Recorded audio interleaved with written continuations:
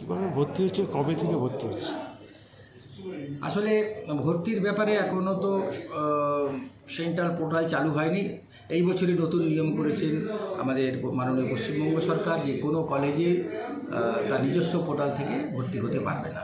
সুতরাং একটাই পোর্টাল চালু হবে গভর্নমেন্টের, সেই পোর্টালে গিয়েই সমস্ত ছাত্রছাত্রীদের কলেজ চুজ করতে হবে এবং সেই কলেজে অ্যাডমিশন ফর্ম ফিল আপ করতে হবে। তারপরে মেরিট প্যানেলও বেরোবে সেন্ট্রালি এবং সেই মেরিট প্যানেল বেরোনোর পরে যে যার কলেজে চুজ করে অ্যাডমিশন হবে। এই পদ্ধতি হওয়ার কারণে আমাদের কলেজের পক্ষ থেকে পশ্চিমবঙ্গের অটোনোমাস কলেজগুলি ছাড়া বাকি কোনো কলেজের পক্ষ থেকেই সেইভাবে মেরিট লিস্ট কেন অ্যাপ্লিকেশনের পোর্টালও চালু করা যায়নি যতক্ষণ না গভর্নমেন্ট তার পোর্টাল চালু করে।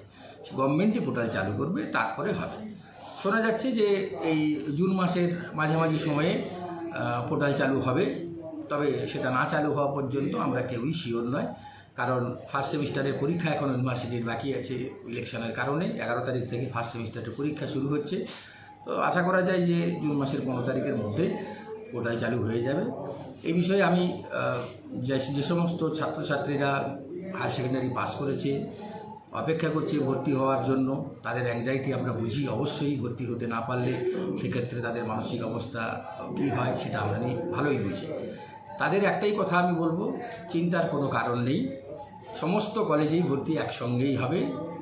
তোমরা একটু ওয়েট করো, কেননা গভর্নমেন্ট পোর্টাল না হলে আমাদের হাতে করার কিছু নেই। একটু ওয়েট করতে হবে তোমাদের। চিন্তার কিন্তু কোনো কারণ নেই।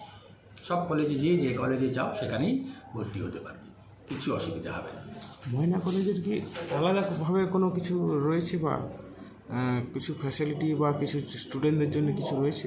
আসলে ময়না কলেজ একটা রিমোট কলেজ, তো প্রত্যন্ত গ্রামের একটি কলেজ, খুবই ছোট কলেজ। কিন্তু ছোট কলেজ হলেও এখানে পড়াশোনার পরিবেশ অত্যন্ত ভালো। শুধু তাই নয়, এখানে আমাদের ল্যাবরেটরিগুলো ভালো আছে। সায়েন্সের যে 8টা সাবজেক্টে আমাদের অনার্স আছে, তার মধ্যে 2টো সায়েন্সের অনার্স এবং বাকি 6টা হচ্ছে আর্টসের অনার্স।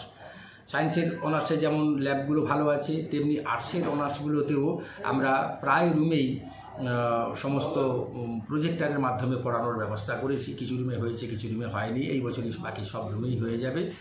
মডার্ন টেকনোলজি ইউজ করে কীভাবে পড়ানো যায়, কত ভালোভাবে পড়ানো যায়, সেই অনুযায়ী আমরা শুরু করেছি প্রসেসিং, এবং প্রসেসিংটা আশা করি খুব তাড়াতাড়ি কমপ্লিট হয়ে যাবে। শুধু তাই নয়, কলেজের অল ক্যাম্পাস আমরা ওয়াইফাই ফেসিলিটি স্টুডেন্টদেরও যাতে দিতে পারি, সেইভাবে আমাদের এগোচ্ছি আমরা। 1-2 মাসের মধ্যেই সেটা হয়ে যাবে। এরপরেও সবথেকে বড় একটি পদক্ষেপ আমরা নিয়েছি, যেটা গভর্নমেন্টের সহযোগিতায় আমাদের কলেজে সোলার প্যানেল বসে যাচ্ছে গোটা কলেজ ক্যাম্পাসই, আর বিদ্যুৎ খরচ হবে না। একটি টাকারও বিদ্যুৎ খরচ কলেজ ক্যাম্পাসে হবে না, এবং বিদ্যুৎ যাওয়ার কোনো ব্যাপার নেই। সমস্ত ছাত্রছাত্রীরা ফ্যান, লাইট, সমস্ত কিছু ফেসিলিটি সবসময়ই পাবে। এছাড়াও জিমনাসিয়াম যেটি আমাদের আছে ফিজিক্যাল এডুকেশনের, খুবই উন্নত মানের জিমনাসিয়াম।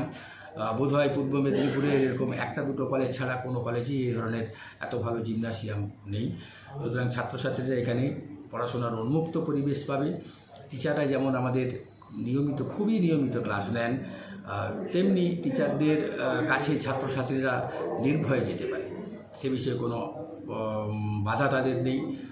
উপরন্তু আমি কলেজের অধ্যক্ষ হিসাবে এটুকু ছাত্রছাত্রীদের কাছে বলতে পারি, এখনও পর্যন্ত যারা কলেজে ছাত্রছাত্রী পড়ছে তারা যে কোনো প্রবলেমে আমাকে সরাসরি SMS করে, আমার সঙ্গে ফোনে কথা হয়। যে কোনো প্রবলেমে আমার কাছে এসে ডাইরেক্ট কথা বলতে পারে তাদের সমস্যার কথা, এবং সেই সমস্যা মুহূর্তেই সমাধান হয়।